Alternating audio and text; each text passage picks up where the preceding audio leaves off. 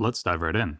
Today I'm going to talk about setting up your camera and background so that you can quickly preview multiple different angles of a scene using the sort of standard backdrop and 3-point lighting setup. So without further ado, let's start a new scene and get going. So starting off in a new scene in Blender, very simply we're going to grab our cube, tab into edit mode, G, Z, hold down control and snap up once so it's on the ground floor, then we'll tab back into object mode. Now I'm going to go ahead, hit Shift A, add in a plane, S to scale, and just bring it up to about here. Now, the trick is, what we want to do is before we set up the nice sort of backdrop that's beveled out that you normally see, we're going to come to the object constraint properties for this plane, and we're going to add a copy rotation transform, and we're going to use the camera as our target. Now, if we wanted to, what we could actually do is use this as a flat backdrop for anything in our scene, and I often do this with black or white backgrounds if I want something specific. You can also put an image on this, and that's convenient as well.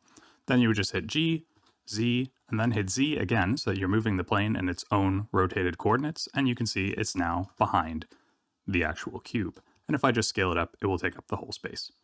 But that's not what I want to do right now. What I'd like to do is just move my studio backdrop. So I'm going to delete the plane, add in another one. Once again, scale up, and this time I'm going to add that copy rotation, but I'm going to uncheck, well, first I'll target the camera, but I'm going to uncheck the X and Y, so it now only rotates on Z.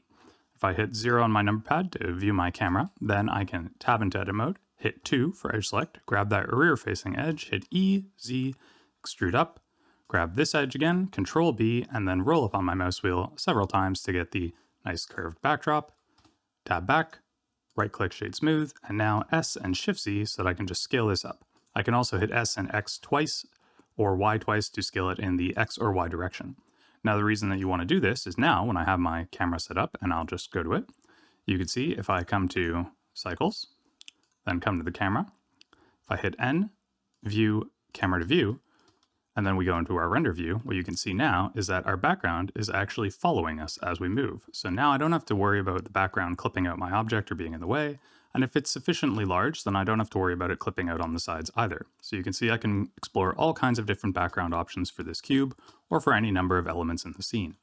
And the nice thing is this actually preserves where these things are. So instead of everything trying to track to the camera, if I added, say, a nice little UV sphere and put that over here, we'll make that smooth as well. You can see now everything is sort of staying in its relative place, but it's allowing me to explore different ways that I want to visualize this scene. And that's a nice easy trick by just using the copy rotation constraint on your camera.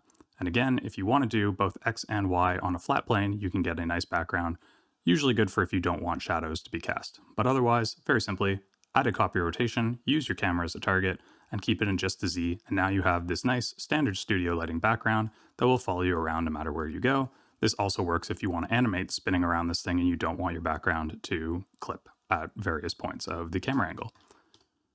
And that's about it. So as always, thanks for coming out. Hopefully you found this useful. If you did, consider subscribing, sharing with your friends and colleagues, and until next time, you have yourselves a great old day.